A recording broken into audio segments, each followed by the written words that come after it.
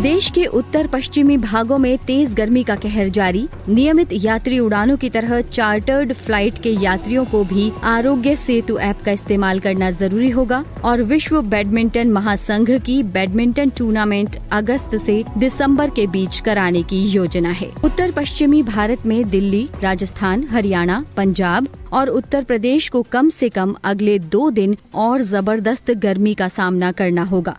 मौसम विभाग ने कहा है कि 28 मई तक ऐसी ही स्थिति रहने वाली है। इसके बाद थोड़ी राहत मिल सकती है। लोगों को दोपहर 11 बजे से शाम 3 बजे तक घरों से नहीं निकलने की सलाह दी गई है, क्योंकि उस बीच लू का प्रकोप चरम पर होगा। इसके अलावा ये गर्म हवाएं मध्य भारत और उससे जुड़े कुछ पूर्वी हिस्सों तक जा सकती हैं। कल सबसे अधिक तापमान राजस्थान के चूरू में 47.5 डिग्री सेल्सियस रिकॉर्ड किया गया। महाराष्ट्र के अकोला में भी पारा 47 डिग्री के पार पहुंच गया। बढ़ती गर्मी से दिल्ली में 2 जगह भीषण आग लगने की खबरें हैं। रात को तुगलकाबाद में कई झुग्गियां जलकर राख हो गईं। उधर केशवपुरम में एक फुटवेयर फैक्ट्री में भी आग लगने के समाचार हैं।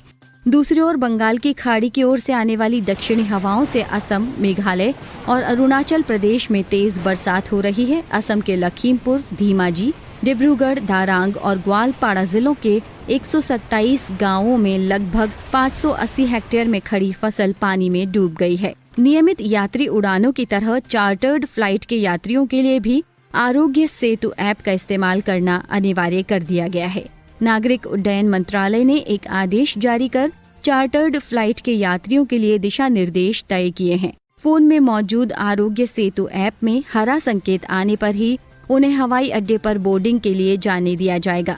14 वर्ष से कम के यात्रियों को इससे छूट दी गई है। यदि फोन ऐप के लिए कंपैटिबल नहीं हो तो यात्रियों को ये बताना होगा कि वे कंटेनमेंट जोन में नहीं रह रहे हैं और कोविड-19 के कोई लक्षण उनमें नहीं है। कांग्रेस के पूर्व अध्यक्ष राहुल गांधी ने कहा है कि भारत में लॉकडाउन असफल रहा है। उन्होंने दिल्ली में एक संवाददाता सम्मेलन में कहा कि अब लॉकडाउन को 60 दिन होने वाले हैं, लेकिन स्थिति सुधरने के बजाय बहुत ज्यादा बिगड़ रही है। सरकार के पास कोरोना से लड़ने के लिए कोई ठोस रणनीति नहीं है।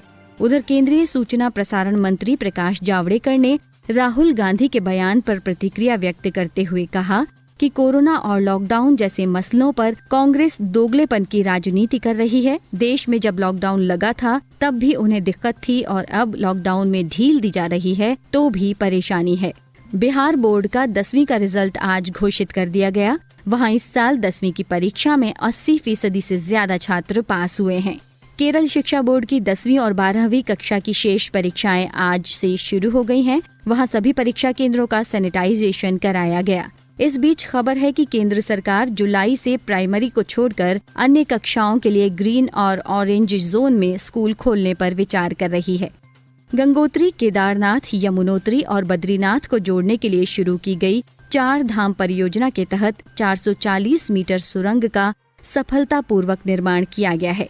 सीमा सड़क संगठन ये सुरंग बना रहा है। शुरुआत में ऋषिकेश धरासू NH-94 पर चंबा शहर के नीचे सुरंग बनाई गई है। निर्माण कार्य तय समय से 3 महीने पहले अक्टूबर 2020 तक पूरा कर लिए जाने की उम्मीद है।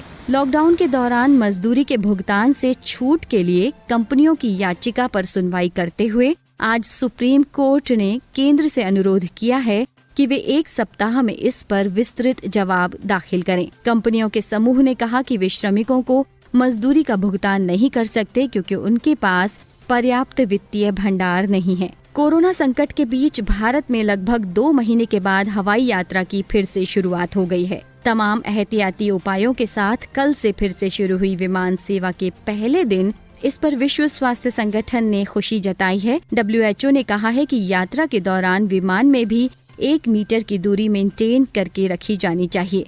WHO का बयान ऐसे समय में आया है जब भारत में विमान की बीच वाली सीट पर बुकिंग को लेकर विवाद देश की सर्वोच्च अदालत